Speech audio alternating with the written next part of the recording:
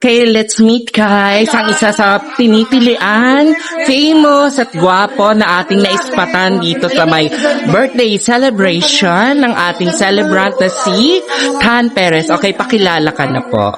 Hello po everyone, ako po si Floyd Florentino, isa po akong aspiring artist po ng Viva. Okay.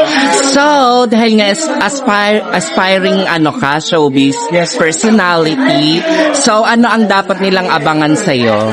Ayun, so for ngayon po, sa Viva po wala pa po naka-line up na project sa akin since kakasign ko lang din naman po last month. Bali ngayon po, nag-extra pa rin po ako sa mga iba't ibang TV shows. Pero abangan niyo po sa Saturday, lalabas po ako sa Wish Ko Lang. Ay, bongga.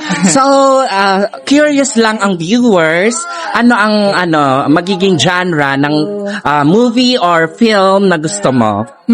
Genre. Gusto ko yung yung parang dark na, yung parang gusto ko yung kontrabida ko Kontrabida. Yung parang psycho, yung ganun, parang nababaliw.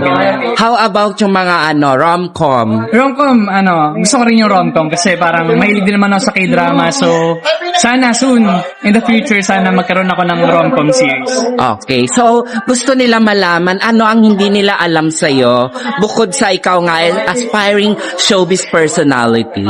Bukod po sa isa akong aspiring artist, ako po isang basketball player po. Okay. Anong niyo po, team? Former po ako, UPIS Junior Fighting Maroons po. Naglaro po ako ng UAAP Season 85 po, Juniors Basketball po. Okay, that's it. So, please invite the viewers to follow your social media accounts. So, And guys, ini-invite ko lang po kayo mag-follow sa aking social media accounts. Sa IG po, Floyd Ritz __. Sa Facebook po, Floyd Ritz Florentino. And sa TikTok, Floyd Ritz po. Yes. So, ayan guys, abangan natin siya sa kanyang journey sa showbiz. Ayan, thank you. Thank you so much po. Thank you so much.